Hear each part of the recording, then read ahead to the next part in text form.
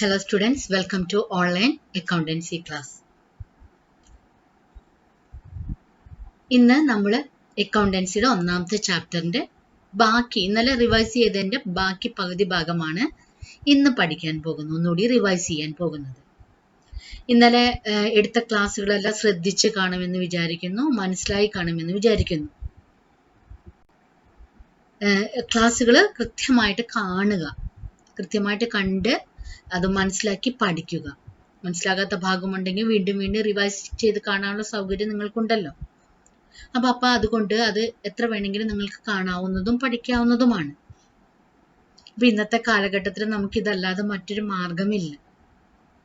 ഇപ്പൊ എല്ലാ ആളുകളും കൊറോണയുടെ പ്രോബ്ലമായിട്ട് ബുദ്ധിമുട്ടിയിരിക്കുന്ന ഒരു സമയമാണ്. അപ്പൊ എല്ലാവരും ഒരുമിച്ച് സഹകരിച്ചാൽ മാത്രമേ നമുക്കിത് മുന്നോട്ട് പോകാനായിട്ട് സാധിക്കുകയുള്ളൂ. അപ്പൊ നിങ്ങൾ നന്നായി പഠിക്കണം, നല്ല കുട്ടികളായിട്ട് പഠിക്കണം എന്നുള്ള ആ ഒരു ഇഷ്ടത്തോടു കൂടിയാണ് ഈ ക്ലാസ് എടുത്ത് തരുന്നത്. അപ്പൊ നിങ്ങളും അതുപോലെ ആയിരിക്കണം.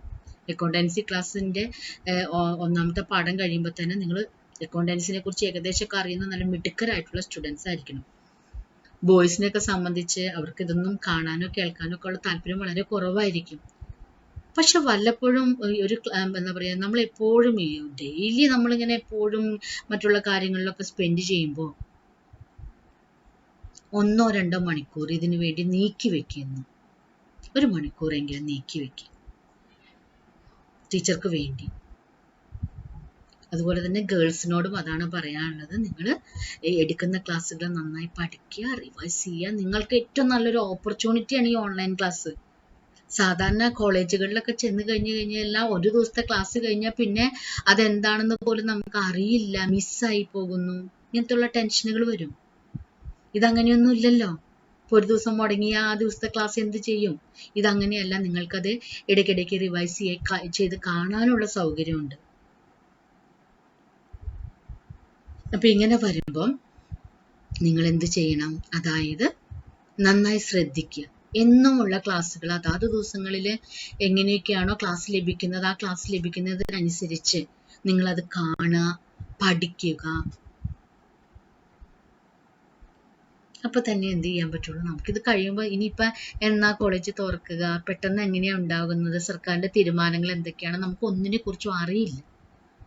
അപ്പൊ ഏറ്റവും നല്ല കാര്യം എന്താണെന്ന് വെച്ചിട്ടുണ്ടെങ്കിൽ അപ് ടു ഡേറ്റ് ആയിട്ട് നമ്മുടെ കാര്യങ്ങളെല്ലാം ചെയ്തു തീർക്കുക. ഇനി എന്താ വരുന്നത്, പരീക്ഷകളെ കുറിച്ചൊന്നും നമുക്ക് ഒരു അറിവുമില്ല. അപ്പൊ എന്ത് ചെയ്യണം? നിങ്ങൾ അപ് ടു ഡേറ്റ് ആയിട്ട് കാര്യങ്ങൾ ചെയ്യുക. സാധാരണ എങ്ങനെയാണോ ഒരു കോളേജിലേക്ക് നമ്മൾ സാധാരണ പോലെ പോയിരുന്നത് അതുപോലെ പഠിക്കുക. നല്ല കുട്ടികൾക്കും നല്ല നല്ല കുട്ടികളാണ് എൻ്റെ സ്റ്റുഡൻസ് ഒക്കെ, വളരെ നല്ല കുട്ടികളാണ്. അപ്പൊ അതുകൊണ്ട് നിങ്ങൾ നന്നായിട്ട് അത് ചെയ്യും. അപ്പൊ നമുക്ക് ഇന്നലെ ബാക്കി വെച്ചതിന്റെ ബാലൻസ് ഡിസ്കസ് ചെയ്യും. ഇന്നലെ നമ്മൾ ബേസിക് അക്കൗണ്ടിങ് ടേംസും ബിസിനസ് ട്രാൻസാക്ഷനുമാണ് പറഞ്ഞു നിർത്തിയത്. ഇന്ന് നമ്മൾ ഡിസ്കസ് ചെയ്യാൻ പോകുന്ന അല്ലെങ്കിൽ റിവൈസ് ചെയ്യാൻ പോകുന്ന ഭാഗം ഫിനാൻഷ്യൽ സ്റ്റേറ്റ്മെന്റ് ആണ്. എന്താണ് ഫിനാൻഷ്യൽ സ്റ്റേറ്റ്മെന്റ്? ഒരു വ്യാപാര സ്ഥാപനം അവരുടെ വ്യാപാരത്തെക്കുറിച്ച് തയ്യാറാക്കി സൂക്ഷിക്കുന്ന സാമ്പത്തിക സ്റ്റേറ്റ്മെന്റുകളാണ് ഫിനാൻഷ്യൽ സ്റ്റേറ്റ്മെന്റ് എന്ന് പറയുന്നത്. ഈ സാമ്പത്തിക സ്റ്റേറ്റ്മെന്റുകൾ എന്ന് പറഞ്ഞു കഴിഞ്ഞാൽ പ്രധാനമായും ബാലൻസ് ഷീറ്റും പ്രോഫിറ്റ് ആൻഡ് ലോസ് അക്കൗണ്ടും ഒക്കെയാണ്. ബാലൻസ് ഷീറ്റ് എന്ന് പറഞ്ഞാൽ ഒരു സ്ഥാപനം വെയർ വാട്ട് എന്ന് പറഞ്ഞാൽ എന്താണ്? Where it stand, what it owes, what it owns. എവിടെയാണ് ആ സ്ഥാപനം നിൽക്കുന്നത്, എന്താണ് അതിൻ്റെ ബാധ്യതകൾ, എന്തൊക്കെയാണ് അതിൻ്റെ ആസ്തികൾ, ഇവയെല്ലാം അറിയുന്നതിന് വേണ്ടി തയ്യാറാക്കുന്ന ഒരു സ്റ്റേറ്റ്മെന്റ് ആണ് എന്ത്? Balance sheet. ബാലൻസ് ഷീറ്റിന് പ്രധാനമായിട്ടും 2 ഭാഗങ്ങളുണ്ടെന്ന് ഇന്നലെ പറഞ്ഞു കഴിഞ്ഞു. 2 ഭാഗങ്ങൾ ഏതൊക്കെയാണ്? Asset side, liability side. Balance sheet രേഖപ്പെടുത്തുന്ന രണ്ട് കാര്യങ്ങളാണ്, ഒന്ന് ആസ്തിയും ഒന്ന് ബാധ്യതയും. എന്താണ് ആസ്തി അഥവാ അസറ്റ്? ഒരു സ്ഥാപനത്തിന് സ്വന്തമായിട്ടുള്ള പ്രോപ്പർട്ടികളോ ക്യാഷോ മെറ്റീരിയലോ തിങ്സോ ആണ് എന്ത്? അസറ്റ് എന്ന് പറയുന്നത്. അതേസമയം രണ്ടും മൂന്നും തരത്തിലുള്ള ആസ്തികളൊക്കെ ഉണ്ട് കേട്ടോ. 2-3 തരത്തിലുള്ള ആസ്തികളുണ്ട്. 2-3 എന്ന് പറഞ്ഞു കഴിഞ്ഞാൽ, ഒന്ന് ഫിസിക്കൽ ആയിട്ടുള്ള അപ്പിയറൻസ് ഉള്ളത്, നമുക്ക് കാണാനും തൊടാനും സാധിക്കുന്ന ആസ്തികളുണ്ട്. പിന്നെ നമുക്കുള്ള റൈറ്റ്സുകൾ ഉണ്ട്. പെട്ടെന്നുള്ള, അതായത് നമുക്ക് പെട്ടെന്ന് കൊടുത്തു തീർക്കേണ്ട അല്ലെങ്കിൽ നമ്മുടെ കയ്യിൽ നിന്ന് പെട്ടെന്ന് കൈമറിഞ്ഞു പോകുന്ന റീസെയിൽ ചെയ്യുന്ന അസറ്റുകളുമുണ്ട്. അങ്ങനെ ഈ ആസ്തികളെ തന്നെ രണ്ട് വിഭാഗമായി തരംതിരിച്ചിരിക്കുന്നു. ഫിക്സഡ് അസറ്റ് എന്നും കറണ്ട് അസറ്റ് എന്നും. എന്താണ് ഫിക്സഡ് അസറ്റ് എന്ന് പറഞ്ഞാൽ? അതായത് ഒരു സ്ഥാപനത്തിന് സ്വന്തമായിട്ടുള്ള ദീർഘകാല ആസ്തികൾ, ലോങ് പീരീഡ് ഓഫ് ടൈം, ദീർഘകാലത്തെ ആസ്തികളാണ് ഫിക്സഡ് അസറ്റ് എന്ന് പറയുന്നത്. ലോങ് ടേം അസറ്റ് എന്ന് വേണമെങ്കിലും പറയാം. അതായത് സ്ഥാപനത്തിന്റെ land, building, plant, machinery, furniture, vehicles, ഇങ്ങനെ നമുക്ക് കാണാനും തൊടാനും സാധിക്കുന്ന ആസ്തികളാണ് ഫിക്സഡ് അസറ്റിൽ. കാണാനും തൊടാനും സാധിക്കുന്ന ആസ്തികളും അതോടൊപ്പം തന്നെ goodwill, patent, trade mark, copyright പോലെയുള്ള റൈറ്റ്സ്, അവകാശങ്ങളും, അതെല്ലാം നമ്മുടെ ഫിക്സഡ് അസറ്റുകളാണ്. ഇനി കറണ്ട് അസറ്റ് എന്ന് പറഞ്ഞു കഴിഞ്ഞു കഴിഞ്ഞാൽ, ഹ്രസ്വകാലത്ത് നമ്മുടെ കമ്പനിയുടെ അല്ലെങ്കിൽ സ്ഥാപനത്തിന്റെ കയ്യിലുള്ള സ്വന്തമായിട്ടുള്ള ഹ്രസ്വകാല ആസ്തികൾ. കാരണം കുറച്ച് നാൾ കഴിഞ്ഞാൽ അത് റീസെയിൽ ചെയ്തു പോകും, അല്ലെങ്കിൽ നമ്മുടെ കയ്യിൽ നിന്ന് ചെലവായി പോകും. അങ്ങനെയുള്ള ആസ്തികളാണ് എന്ത് ചെയ്യുന്നത്? കറണ്ട് അസറ്റ് എന്ന് പറയുന്നത്. മനസ്സിലായോ? ഈ ഫിക്സഡ് അസറ്റിനെ തന്നെ വീണ്ടും 4ആയിട്ട് തരംതിരിച്ചിട്ടുണ്ടായിരുന്നു. ഏതൊക്കെയാണത്?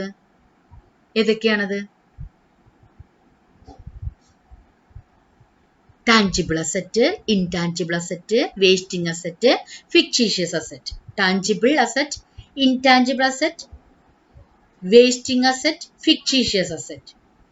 എന്താണ് ടാഞ്ചിബിൾ അസറ്റ്? ടാഞ്ചിബിൾ എന്ന് പറഞ്ഞാൽ നമുക്ക് ഫിസിക്കൽ അപ്പിയറൻസ് ഉള്ളത്, നമുക്ക് കാണാൻ സാധിക്കണം, അങ്ങനെ ഭൗതിക രൂപമുള്ള അസറ്റുകളാണ് എന്ത്? ടാഞ്ചിബിൾ അസറ്റ് എന്ന് പറയുന്നത്. ലാൻഡ് കാണാൻ പാടില്ലേ? Building, vehicle, furniture, plant, machinery, ഇവയെല്ലാം എന്താണ്? ഏത് വിഭാഗത്തിൽ ഉൾപ്പെടും? ടാഞ്ചിബിൾ അസറ്റിൽ. ഇനി എന്താണ് ഇൻടാഞ്ചിബിൾ അസറ്റ്? കാണാൻ സാധിക്കാത്ത, നോ ഫിസിക്കൽ അപ്പിയറൻസ്, അതാണ് ഇൻടാഞ്ചിബിൾ അസറ്റ്. ഇതിൽ എന്തെല്ലാമാണ് ഉൾപ്പെടുന്നത്?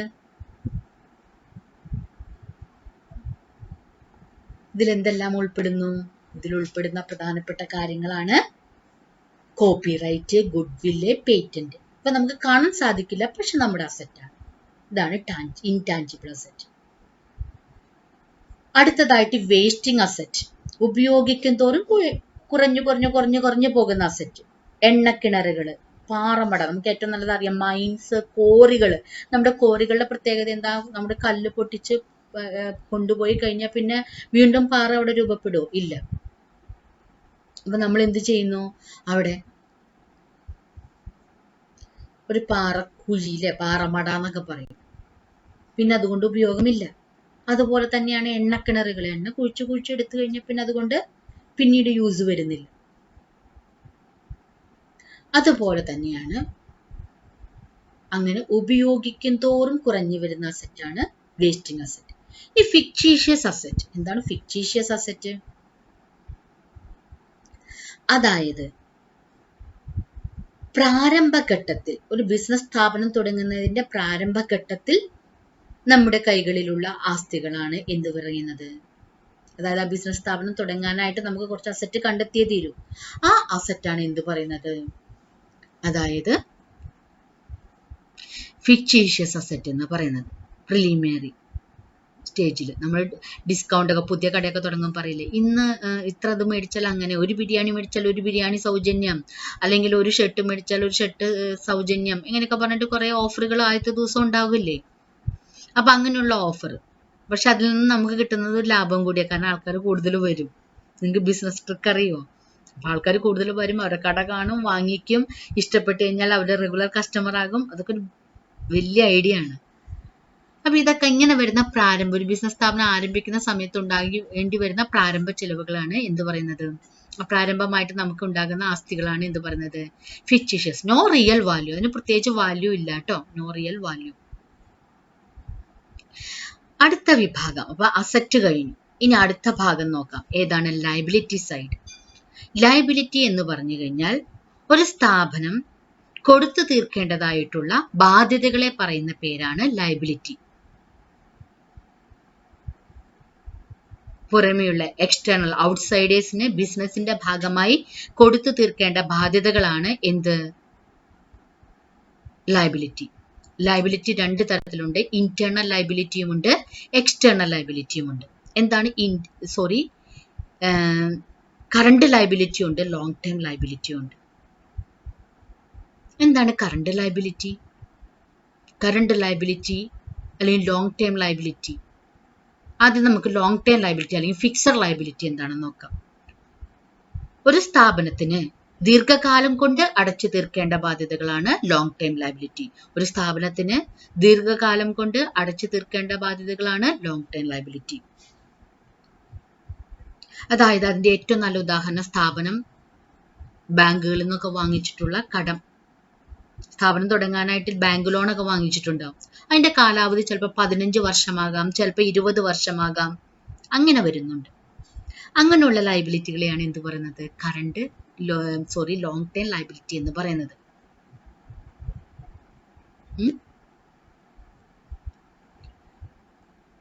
അതുപോലെ തന്നെ കറണ്ട് ലയബിലിറ്റി എന്ന് പറഞ്ഞാൽ എന്താ, ഹ്രസ്വകാലത്തിനുള്ളിൽ അടച്ചു തീർക്കേണ്ട ബാധ്യത. ബിൽ പേയബിള്, നമ്മൾ ബില്ല്, സാധനങ്ങൾ വാങ്ങിക്കുമ്പോൾ ബില്ല് തരുമല്ലോ, അപ്പൊ നമ്മൾ പറയും 2 മാസത്തെ കാലയളവിനുള്ളിൽ തരാം. ബിൽ ഓഫ് എക്സ്ചേഞ്ചിന്റെ ഒരു വലിയ പാഠം പഠിക്കാനുണ്ട് കേട്ടോ നിങ്ങൾക്ക്. വലിയ പാഠം അല്ലാട്ടോ ഞാൻ പറഞ്ഞ, ഒരു പാഠം പഠിക്കാനുണ്ട്. നമുക്ക് വലിയ പാഠങ്ങളൊന്നുമില്ല. നിങ്ങൾ എന്തെല്ലാം വിഷയങ്ങളാ 10th വരെ പഠിച്ച് തള്ളിയിരിക്കണം, അത്രയും വിഷയങ്ങളൊന്നും ഇതിനകത്തില്ല. സുഖമാണ് പഠിക്കുക.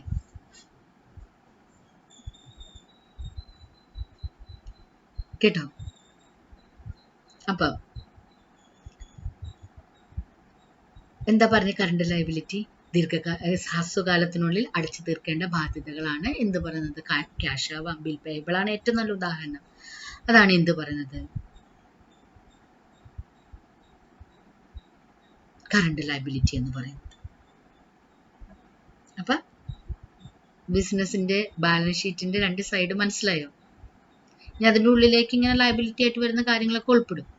ഇനിയും അതുമായി ബന്ധപ്പെട്ട കുറച്ച് ടേംസുകൾ ഉണ്ട്, ബിസിനസിന്റെ ടേംസുകൾ പറഞ്ഞല്ലോ ടീച്ചർ. പിന്നെ ഇനി വരുന്നതാണ് മെയിൻ ആയിട്ടുള്ള കാര്യം, ബിസിനസ്സിലെ ഏറ്റവും പ്രധാനപ്പെട്ട സംഭവമാണ് കേട്ടോ. എന്താണത്, ക്യാപിറ്റൽ, മൂലധനം. ക്യാപിറ്റൽ എന്ന് പറഞ്ഞു കഴിഞ്ഞാൽ മൂലധനം. ഒരു ബിസിനസ് സ്ഥാപനം ആരംഭിക്കുന്നതിന് വേണ്ടി സ്ഥാപനത്തിന്റെ പ്രൊപ്രൈറ്റർ അല്ലെങ്കിൽ ഓണർ സ്ഥാപനത്തിലേക്ക് നിക്ഷേപിക്കുന്ന ആരംഭത്തിലുള്ള തുകയാണ് എന്ത്, ഫിക്സഡ് അസറ്റ് എന്ന് പറയുന്നത്. ഒരു ബിസിനസ് സ്ഥാപനം ആരംഭിക്കാൻ വേണ്ടി പ്രാരംഭത്തിൽ ചെലവഴിക്കുന്ന തുകയാണ് എന്ത്, ക്യാപിറ്റൽ. കേട്ടിട്ടുണ്ടാവും നിങ്ങൾ, ക്യാപിറ്റൽ, മൂലധനം. എന്ത് സ്ഥാപനം തുടങ്ങണമെങ്കിൽ തുടക്കത്തിൽ നമ്മൾ കുറച്ച് പൈസ ചെലവഴിക്കില്ലേ, അതാണ് എന്ത്, ക്യാപിറ്റൽ. ഫിക്സഡ് ക്യാപിറ്റലും ഉണ്ട്, വർക്കിംഗ് ക്യാപിറ്റലും ഉണ്ട്. ഫിക്സഡ് ക്യാപിറ്റൽ എന്തിനു വേണ്ടിയാണ് ഉപയോഗിക്കുന്നത്, അസറ്റുകൾ വാങ്ങുന്നതിന് വേണ്ടി ഉപയോഗിക്കുന്ന ക്യാപിറ്റലാണ്. ഇപ്പൊ ഈ ക്യാപിറ്റൽ ആയിട്ട് ഞാനിപ്പോ ഒരു 10 ലക്ഷം രൂപ അല്ലെങ്കിൽ 20 ലക്ഷം, ഇപ്പൊ 20 ലക്ഷം രൂപയുടെ കഥ പറഞ്ഞ ടീച്ചർ ഇത്രയും ചെറിയ വ്യാപാരമാണ് തുടങ്ങണേന്ന് ചോദിക്കും. ടീച്ചർക്ക് അത്രയ്ക്കുള്ള വ്യാപാരം തുടങ്ങാനുള്ള ആസ്തി ഇപ്പൊ തൽക്കാലം എന്നല്ല, അത്രേ ഉള്ളൂ. അപ്പം നമ്മൾ ബിസിനസ് തുടങ്ങാൻ പോകണ ഒരു 20 ലക്ഷത്തിന്റെ ബിസിനസ് തുടങ്ങുകയാണെങ്കിൽ നമ്മളതില് ഒരു 10 ലക്ഷം അല്ലെങ്കിൽ ഒരു 12 ലക്ഷവും നമ്മൾ എന്ത് ചെയ്യുന്നു, നമ്മുടെ അങ്ങനെ ആ 20 ലക്ഷത്തിൽ ഒരു 12 ലക്ഷവും ബാക്കി 8 ലക്ഷവും മാറ്റിവെച്ചു. ഈ 12 ലക്ഷം നമ്മുടെ ഏതിൽ വിഭാഗത്തിൽ പെടും? ഫിക്സഡ് ക്യാപിറ്റലിൽ പെടും. എന്തിനാ? സ്ഥാപനത്തിലേക്കായിട്ടുള്ള അസറ്റുകൾ വാങ്ങിക്കാൻ. അസറ്റിനൊക്കെ നല്ല വില വരില്ലേ? ആ അസറ്റ് വാങ്ങിക്കാനായിട്ട് അത്രയും തുക നമ്മൾ മാറ്റിവെക്കുന്നു. അങ്ങനെ ഫിക്സഡ് അസറ്റ് വകകൾ വാങ്ങുന്നതിന് വേണ്ടി മാറ്റിവെക്കുന്ന തുകയാണ് എന്ത്? Fixed capital. അപ്പൊ വർക്കിംഗ് ക്യാപിറ്റലോ? ഡേ ടു ഡേ അഫയേഴ്സ് നടത്തുന്നതിന് വേണ്ടി, ഒരു സ്ഥാപനത്തിനുള്ളിലുള്ള ഡേ ടു ഡേ ആയിട്ടുള്ള ബിസിനസ് കാര്യങ്ങൾക്ക് വേണ്ടി ചിലവഴിക്കുന്ന തുകയാണ് എന്ത്? വർക്കിംഗ് ക്യാപിറ്റൽ എന്ന് പറയുന്നത്. പ്രധാനമായിട്ടും ദൈനംദിന ചെലവുകളൊക്കെ ഇല്ലേ, അപ്പൊ അതിനു വേണ്ടി മാറ്റിവെക്കുന്ന തുകയാണ്. പിന്നെ സ്റ്റോക്ക് വാങ്ങിക്കുക, സാധനങ്ങൾ ഗുഡ്സ് വാങ്ങിക്കുക, പേയ്മെന്റ്, വേജസ് കൊടുക്കുക, സാലറി കൊടുക്കുക, കമ്മീഷൻ, ഇതൊക്കെയാണ് ഏതിൽ പെടുന്നത്? അങ്ങനെ ഡെയിലി ആയിട്ടുള്ള അപ് ടു ഡേറ്റ് ആയിട്ടുള്ള കാര്യങ്ങൾക്ക് വേണ്ടി മാറ്റിവെക്കുന്നതാണ് വർക്കിംഗ് ക്യാപിറ്റൽ. കിട്ടിയോ? ഇനി ഇതിന്റെ താഴെ തന്നെ നമ്മൾ പറഞ്ഞു, അടുത്ത കാര്യം പറഞ്ഞു. ആരുടെ കാര്യം പറഞ്ഞത്? വേജസിന്റെ കാര്യം. വേജസ് ആരാണ്? വേജസ് അല്ല, ഡ്രോയിങ്സ്. ഞാൻ ഇന്നലെ പറഞ്ഞിരുന്നു ഡ്രോയിങ്സ് ആരാണ്, അതായത് ക്യാപിറ്റലിന്റെ സന്തത സഹചാരിയാണ് ഡ്രോയിങ്സ്. ഡ്രോയിങ്സ് എന്താ ചെയ്യുന്നത്? ഡ്രോയിങ്സ് ചെയ്യുന്ന കാര്യം, അതായത് നമ്മൾ ക്യാപിറ്റലിലേക്ക് പണം നിക്ഷേപിച്ചു. ഇപ്പൊ ഞാൻ 20 ലക്ഷം രൂപ നിക്ഷേപിച്ചു എന്ന് പറഞ്ഞല്ലോ. പെട്ടെന്ന് എനിക്കൊരു അത്യാവശ്യം വന്നു കഴിഞ്ഞപ്പോൾ ഞാൻ എന്ത് ചെയ്യുന്നു? ബിസിനസ്സിലേക്ക് നിക്ഷേപിച്ച തുകയിൽ നിന്നും സ്വന്തം ആവശ്യത്തിന് വേണ്ടി കുറച്ച് തുക പിൻവലിക്കുന്നു. പേഴ്സണൽ യൂസിന് വേണ്ടി ചിലവഴിക്കുന്ന തുകയാണ് എന്ത്? ഡ്രോയിങ്സ്. പ്രൊപ്പറേറ്ററ് ക്യാപിറ്റലിൽ നിന്നും വ്യക്തിപരമായ ആവശ്യങ്ങൾക്ക് വേണ്ടി പിൻവലിക്കുന്ന തുക, വിഡ്രോ ചെയ്യുന്ന തുകയാണ് ഡ്രോയിങ്സ്. ഈ ഡ്രോയിങ്സ് കഴിഞ്ഞു കഴിഞ്ഞാൽ അടുത്തതായിട്ട് എന്താണ് ഉദ്ദേശിക്കുന്നത്? അപ്പൊ ക്യാപിറ്റൽ കഴിഞ്ഞു, ഡ്രോയിങ്സ് കഴിഞ്ഞു. ഇനി ഡ്രോയിങ്സ് ഒക്കെ കഴിഞ്ഞു കഴിഞ്ഞാൽ നമ്മുടെ ഉള്ളിൽ നമുക്ക് അടുത്തതായിട്ട് ഉപയോഗിക്കേണ്ടി വരുന്ന കാര്യങ്ങൾ എന്തൊക്കെയാണ്? അടുത്തത് റവന്യൂ. എന്താ റവന്യൂ? റവന്യൂ എന്ന് പറഞ്ഞാൽ വരുമാനം.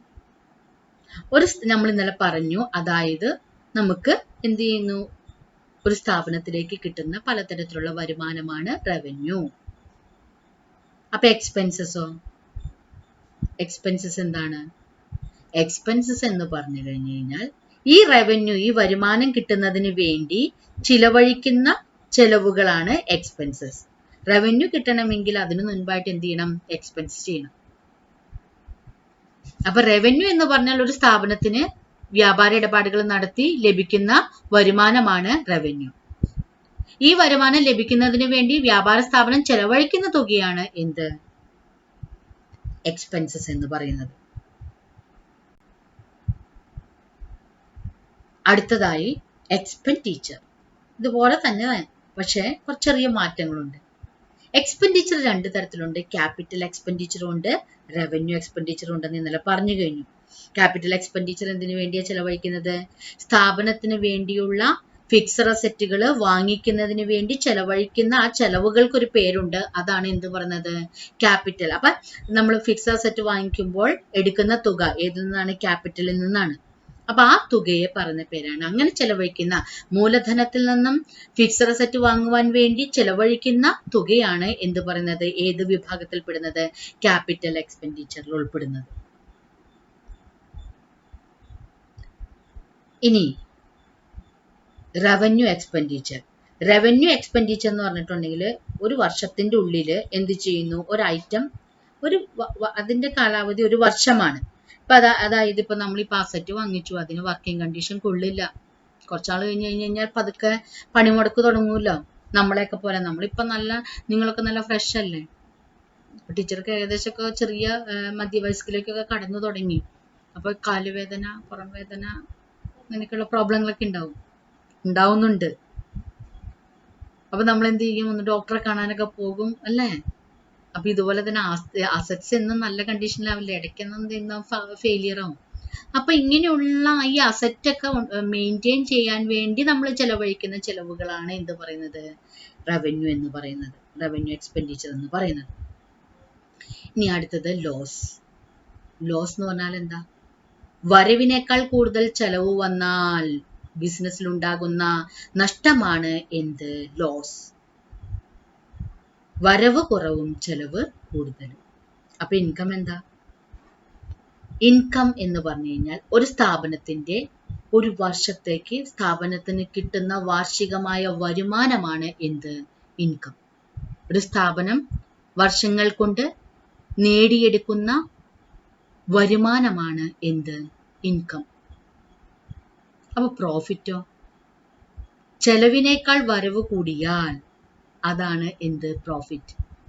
ചെലവിനേക്കാൾ വരവ് കൂടിയാൽ, അത് വരവ് കൂടുതലും ചെലവ് കുറവുമാണെന്നുണ്ടെങ്കിൽ എന്തുണ്ടാകും? അവിടെ ലാഭം ഉണ്ടാകും.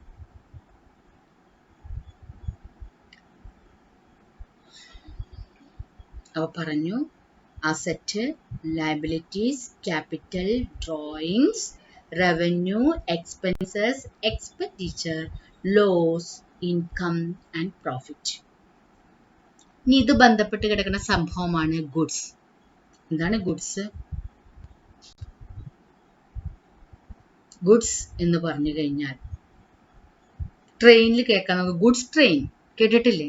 ഇന്നലെ പറഞ്ഞിട്ടുണ്ടായിരുന്നു ടീച്ചർ. അതുപോലെ തന്നെ എന്താണ് ഗുഡ്സ് എന്ന് പറഞ്ഞു കഴിഞ്ഞാൽ പ്രൊഡക്റ്റ് ആകാം, കമ്മോഡിറ്റീസ് ആകാം, അല്ലേ? നമ്മൾ എന്ത് ചെയ്യുന്നു? ഒരു ബിസിനസ് സ്ഥാപനത്തിന്റെ പ്രൊഡക്ഷന് വേണ്ടി നമ്മൾ വാങ്ങിക്കുന്ന സാധനങ്ങളും പ്രൊഡ്യൂസ് ചെയ്തിട്ട് എന്താണ് ഈ റോ മെറ്റീരിയൽ ഇല്ലേ, അങ്ങനെയുള്ള റോ മെറ്റീരിയൽസിന് പറയുന്ന പേരാണ് എന്ത്? ഗുഡ്സ് എന്ന് പറയുന്നത്. അതിന് എല്ലാത്തിനും കൂടി പൊതുവായിട്ടൊരു പേര് പറയും ഗുഡ്സ്. വേറെ പേരൊന്നും പറയരുത് കേട്ടോ. ഗുഡ്സ് കഴിഞ്ഞു കഴിഞ്ഞാൽ ഗുഡ്സിന് രണ്ട് രീതിയിലുണ്ട്. ഗുഡ്സ് വാങ്ങുന്നതും ഉണ്ട്, വിൽക്കുന്നതും ഉണ്ട്. വാങ്ങുന്ന ഗുഡ്സുകളെ പർച്ചേസസ് എന്ന് പറയും. വാങ്ങുന്ന ഗുഡ്സിന് എന്ത് പേരിലാണ് അറിയപ്പെടുന്നത്? പർച്ചേസസ്. അപ്പൊ വിൽക്കുന്ന ഗുഡ്സിന് എന്താ പറയുന്നത്? സെയിൽസ്. അല്ലാണ്ട് ഗുഡ്സ് എന്ന് എഴുതി വെക്കരുത്. അപ്പൊ സാധനങ്ങൾ വാങ്ങുന്ന പ്രക്രിയ, സ്ഥാപനത്തിന്റെ പ്രൊഡക്ഷന് വേണ്ടി വാങ്ങിക്കുന്ന റോ മെറ്റീരിയൽസിനെ പറയുന്ന പേരാണ് എന്ത്? റോ മെറ്റീരിയൽസ് വാങ്ങുമ്പോൾ അതിനെ പറയുന്നതാണ് എന്ത്? പർച്ചേസസ്. ഉണ്ടാക്കിയ ഉൽപ്പന്നങ്ങൾ വിൽപ്പന നടത്തുമ്പോൾ പറയുന്ന പേരാണ് എന്ത്? സെയിൽസ്. അത് ഉപയോഗിച്ചിട്ട് ഫിനിഷ്ഡ് പ്രൊഡക്റ്റ് ഉണ്ടാക്കൂലേ? അങ്ങനെ ഫിനിഷ്ഡ് പ്രൊഡക്ട്സ് ഉണ്ടാക്കി കഴിഞ്ഞു കഴിഞ്ഞാൽ അതുമൂലം ഉണ്ടാകുന്ന അല്ലെങ്കിൽ ആ വിൽപ്പന നടത്തുമ്പോൾ അതിനെ പറയുന്നതാണ് സെയിൽസ് എന്ന്. ഇതൊക്കെ ഇന്നലെ നമ്മൾ നന്നായി പറഞ്ഞു പോയ ക്ലാസ് ആണ്. പിന്നെ ലാസ്റ്റ് പോയിന്റ് സ്റ്റോക്ക്. സ്റ്റോക്ക് എന്ന് പറഞ്ഞാൽ ഞാൻ പറഞ്ഞു, opening stock, closing stock, finished goods stock, അല്ലേ?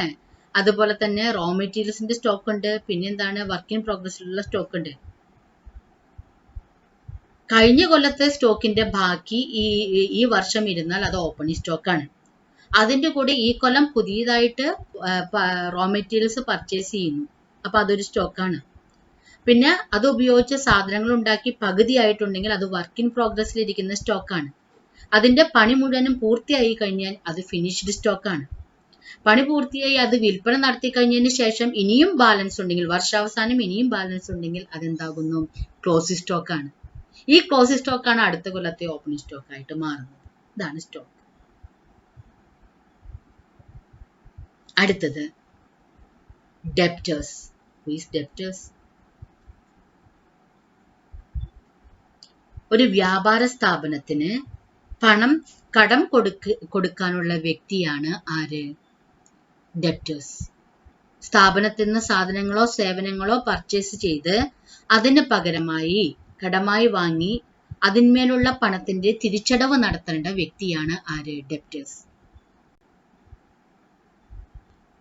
അപ്പൊ ക്രെഡിറ്റേഴ്സ് ആരാണ്? ക്രെഡിറ്റേഴ്സ് എന്ന് പറയുന്നത് ഒരു സ്ഥാപനത്തില് വ്യാപാര ആവശ്യങ്ങൾക്ക് വേണ്ടി ആ സ്ഥാപനം മറ്റൊരാളിൽ നിന്ന് പണം കടമായി വാങ്ങിയിട്ടുണ്ടെങ്കിൽ ആരാണോ പണം കടമായിട്ട് തന്നിട്ടുള്ളത് ആ വ്യക്തിയാണ് ക്രെഡിറ്റേഴ്സ്. അപ്പൊ കടം വാങ്ങിയ ബിസിനസ്സിൽ നിന്ന് കടം വാങ്ങിയ വ്യക്തി ഡെപ്റ്ററും, ബിസിനസ് ആരോടാണോ കടം വാങ്ങിയിട്ടുള്ളത് അയാളെ ക്രെഡിറ്റർ എന്ന പേരിലും അറിയപ്പെടുന്നു. ബിസിനസ് തന്നെ ഡെപ്റ്ററുമാകും ക്രെഡിറ്ററുമാകാം. ഇതാണ് ഒരു ചാപ്റ്ററിന്റെ എൻഡിങ്. അപ്പോൾ ഒന്നുകൂടി പറയാം. Meaning, definition, functions, characteristics, qualitative characteristics, types of accounting, objectives of accounting, role of accounting, basic accounting terms, business transaction, financial statement, fixed assets, liabilities, capital, drawings, revenue, expenses, expenditure, loss, profit, income, goods, purchases, sales, and debtors, creditors. ഇത്രയും കാര്യങ്ങൾ, ഈ കാര്യങ്ങളാണ് ഉപയോഗിച്ചാണ് നമ്മൾ മുന്നോട്ടുള്ള കാര്യങ്ങളൊക്കെ പഠിച്ചു പോകുന്നത്. അപ്പം അതുകൊണ്ട് ഇതെന്താണെന്ന് നന്നായിട്ട് ഫസ്റ്റ് ചാപ്റ്റർ നന്നായിട്ട് പഠിക്കുക.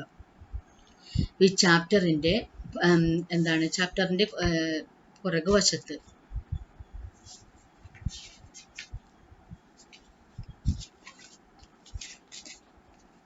നിങ്ങൾക്ക് കാണാൻ പറ്റുമോ എന്ന് എനിക്കറിയില്ല. അതിലത് വിസിബിൾ ആണോ എന്നറിയില്ല. ചാപ്റ്ററിൻ്റെ പുറകുവശത്ത് ക്വസ്റ്റ്യൻസ് ഉണ്ട്. നിങ്ങൾക്കത് ഈ പാഠം പഠിച്ചതിന് ശേഷം നിങ്ങൾ ഈ ക്വസ്റ്റ്യൻസ് ഇപ്പം ഇതിൽ നമുക്ക് വിസിബിൾ ആവാൻ പറ്റുമെന്ന് അറിയില്ല. അപ്പം അത് നിങ്ങൾ എന്ത് ചെയ്യണമെന്ന് വെച്ചിട്ടുണ്ടെങ്കിൽ ഈ ക്വസ്റ്റ്യൻസ് എല്ലാം വായിച്ച് അതിൻ്റെ ഉത്തരം ഇവിടെ തന്നെ കൊടുത്തിട്ടുണ്ട്, എങ്കിലും നിങ്ങൾ അത് നോക്കണ്ട. നിങ്ങൾ ഈ പാഠം വായിച്ചിട്ട് അതിൻ്റെ ഉള്ളിലുള്ള ക്വസ്റ്റ്യൻസ് നിങ്ങൾക്ക് പാഠം പഠിച്ചു കഴിയുമ്പോൾ ആ ക്വസ്റ്റ്യൻസ് എന്താണെന്ന് അറിയാമല്ലോ. അപ്പോൾ ആ ക്വസ്റ്റ്യൻസുകളൊക്കെ വായിച്ച് പഠിക്കുക. അതുപോലെ തന്നെ ആദ്യം അത് നിങ്ങൾ ടിക്ക് ചെയ്ത് കണ്ടുപിടിക്കുക. അതിനുശേഷം അത് പഠിക്കുക. അപ്പം അത് വായിച്ചു കഴിഞ്ഞാൽ നിങ്ങൾക്കൊരു 10-15 മാർക്കിൻ്റെ വൺ വേർഡുകളോളം ഉണ്ടെന്ന് എനിക്ക് തോന്നുന്നത്. വൺ വേർഡ് എന്നല്ല പറയാൻ പറ്റുക, വൺ വേർഡും അങ്ങനെയുള്ള കുറച്ച് കാര്യങ്ങളായിട്ട് ഒരു 10-15 മാർക്ക് അങ്ങനെ കിട്ടുന്നുണ്ട്. അപ്പോൾ അത് കളയണ്ട. അപ്പം അതുകൊണ്ട് നിങ്ങൾക്കത് ഓരോ പാഠത്തിൻ്റെയും വരുന്നത് പെൻഡിങ് ഇടാതെ ഒന്ന് വായിച്ച് അത് അടയാളപ്പെടുത്തിയൊക്കെ നോക്കുക കേട്ടോ. ഇതിനകത്ത് കുറച്ച് വരുന്നുണ്ട്. അപ്പോൾ ആ ഗ്രേഡിങ് പാറ്റേണിൽ ക്വസ്റ്റ്യൻസ് ഗ്രേഡിങ് പാറ്റേൺ ഉണ്ട്, പിന്നെ എക്സർസൈസ് ഉണ്ട്. ഇത് കണ്ടോ, എക്സർസൈസ് ഉണ്ട്.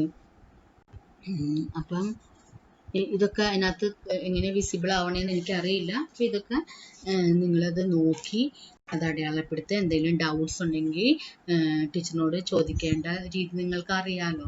അപ്പം അങ്ങനെ ചോദിക്കുക. ഈ ചാപ്റ്ററിൽ ഇനിയും എന്തെങ്കിലും ഡൗട്ട് ഉണ്ടെങ്കിൽ, ഈ ചാപ്റ്റർ എടുത്തതിൽ എന്തെങ്കിലും നിങ്ങൾക്ക് ഇഷ്ടപ്പെടാത്തതോ അല്ലെങ്കിൽ എന്തെങ്കിലും പോരായ്മകളോ ഒക്കെ ഉണ്ടെങ്കിൽ നിങ്ങൾക്ക് ധൈര്യമായിട്ട് നിങ്ങൾക്ക് അതിനെ ആരുമായിട്ട് ബന്ധപ്പെട്ട ആളുകൾ ആരാണോ അവരോട് സംസാരിക്കാവുന്നതാണ്. അപ്പോൾ ടീച്ചർക്ക് അത് എന്താണ്, നിങ്ങളുടെ ഒരു ഇവാലുവേഷൻ ഉണ്ടല്ലോ, ക്ലാസ് എടുത്ത് കഴിയുമ്പോൾ ടീച്ചറിനെ പറ്റിയുള്ള ഒരു ഇവാലുവേഷൻ അതെന്താണെന്ന് വെച്ചാലും അതിലൊന്നും ടീച്ചർക്ക് ഒരു വിഷമമില്ല. കാരണം ഫസ്റ്റ് ടൈം അല്ല ടീച്ചർ ഇങ്ങനത്തെ ക്ലാസ്സൊക്കെ നടത്തുന്നത്. അപ്പോൾ എന്തെങ്കിലുമൊക്കെ പോരായ്മകളൊക്കെ ഉണ്ടാവും. നിങ്ങൾ പറഞ്ഞാൽ തന്നെ ആ പോരായ്മകൾ എന്താണെന്ന് അറിയാനായിട്ട് നെക്സ്റ്റ് ക്ലാസ്സിൽ അതിനനുസരിച്ച് ആ ക്ലാസ് അതായത് കുറച്ചുകൂടി മെച്ചപ്പെടുത്താനായിട്ട് സാധിക്കുകയുള്ളൂ. അപ്പോൾ നിങ്ങൾ അത് എന്താ പറയുക, ക്ലാസ്സൊക്കെ ശ്രദ്ധിക്കുക, നന്നായി പഠിക്കുക. എന്തെങ്കിലും മനസ്സിലാകാത്ത ഭാഗങ്ങളുണ്ടെങ്കിൽ അത് നോട്ട് ചെയ്ത് അറിയിക്കുക. അപ്പം അത് വീണ്ടും ടീച്ചർ എടുത്തു തരുന്നതായിരിക്കും. അപ്പോൾ ഒന്നാമത്തെ ചാപ്റ്റർ നമ്മുടെ ഇവിടെ ഫിനിഷ്ഡ് ആണ് കേട്ടോ. പിന്നെ ഒരു കാര്യം പറയാനുള്ളത് എന്താണെന്ന് വെച്ചിട്ടുണ്ടെങ്കിൽ, ഇപ്പം നിങ്ങളുടെ നല്ല സമയം നിങ്ങൾക്ക് പഠിക്കാൻ പറ്റിയ സമയമാണ്. അപ്പം ടൈം വേസ്റ്റ് ചെയ്യാതെ പഠിക്കുക കേട്ടോ. അപ്പോൾ ഇനി ഒന്നാമത്തെ ചാപ്റ്ററിൽ മനസ്സിലാകാത്ത ഭാഗങ്ങളോ എന്തെങ്കിലും ഉണ്ടെങ്കിൽ വീണ്ടും എടുത്തു തരാൻ ടീച്ചർ തയ്യാറാണ്. നിങ്ങൾ പറയുക. അടുത്ത ക്ലാസ് തൊട്ടിട്ട് ടീച്ചർ രണ്ടാമത്തെ ചാപ്റ്റർ ആരംഭിക്കുകയാണ്. അപ്പോൾ അതിന് മുൻപായി നിങ്ങൾക്ക് എന്തെങ്കിലും സംശയങ്ങൾ ഉണ്ടെങ്കിൽ ടീച്ചർ വീണ്ടും പറയുന്നതായിരിക്കും. അപ്പോൾ ഹാപ്പി ലേണിംഗ്. നന്നായി പഠിക്കുക, സന്തോഷത്തോടു കൂടി പഠിക്കുക, ശുഭാപ്തി വിശ്വാസത്തോട് ഒപ്റ്റിമിസ്റ്റിക് ആയിട്ട് പഠിക്കുക. നമുക്ക് നേടാൻ പറ്റാത്തതായിട്ട് ഒന്നുമില്ല.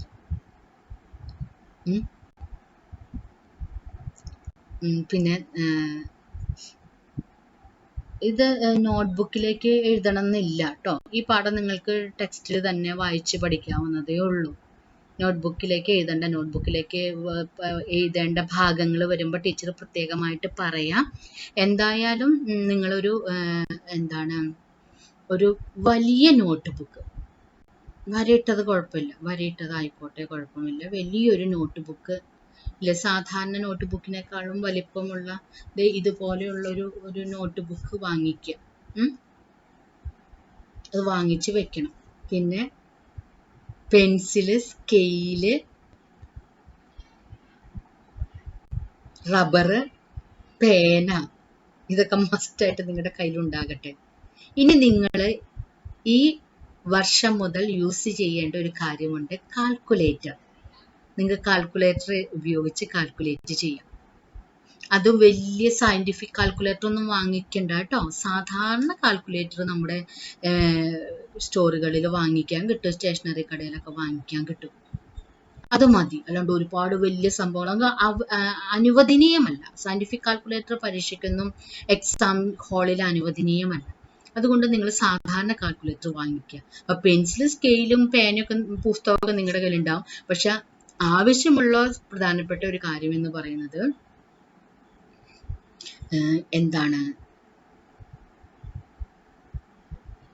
കാൽക്കുലേറ്റർ. ഒട്ടന്നെ ഇന്നിപ്പോ ക്ലാസ് കേട്ട ഉടനെ അയ്യോ അമ്മ എനിക്ക് കാൽക്കുലേറ്റർ വേണം, അല്ലെങ്കിൽ അച്ഛ എനിക്ക് വേണം എന്ന് പറഞ്ഞ അവരെ ബുദ്ധിമുട്ടിക്കല്ലേ. ടീച്ചർ ഇപ്പം നേരത്തെ പറഞ്ഞിട്ടു എന്ന് മാത്രം. ഒരു പാഠം കൂടി നമുക്ക് കഴിയുമ്പോഴത്തേനും നമുക്ക് കാൽക്കുലേറ്റർ ഒക്കെ ഉപയോഗിക്കേണ്ട ആവശ്യം വരും. അപ്പം നേരത്തെ പറഞ്ഞിട്ട് കഴിഞ്ഞാൽ ഇപ്പോഴത്തെ അവസ്ഥയല്ല, എല്ലാ പേരൻസിനും ചിലപ്പോൾ പറഞ്ഞ ഉടനെ വാങ്ങിക്കാൻ പറ്റിയെന്ന് വരില്ല. അപ്പം അതുകൊണ്ട് നേരത്തെ ടീച്ചർ പറഞ്ഞിടുകയാണ്. പറയുമ്പോൾ അത് മിക്കവാറും എല്ലാ വീടുകളിലും കാൽക്കുലേറ്റർ ഒക്കെ ഉണ്ടാവുമായിരിക്കും. നിങ്ങളൊക്കെ ചേച്ചിമാരും ചേട്ടന്മാരൊക്കെ ഉപയോഗിക്കുന്നവരുണ്ടാവാം, ഇനി ഫസ്റ്റ് ടൈം യൂസ് ചെയ്യുന്നവരുണ്ടാകാം. എന്തായാലും ഒരു കാൽക്കുലേറ്റർ വാങ്ങിച്ചു തരാൻ പറ്റും. ഒരുപാട് പൈസയൊന്നും ഉള്ള കാൽക്കുലേറ്റർ വാങ്ങിച്ച് അവരെ ബുദ്ധിമുട്ടിക്കണ്ട. സാധാരണ ഒരു കാൽക്കുലേറ്റർ മതി.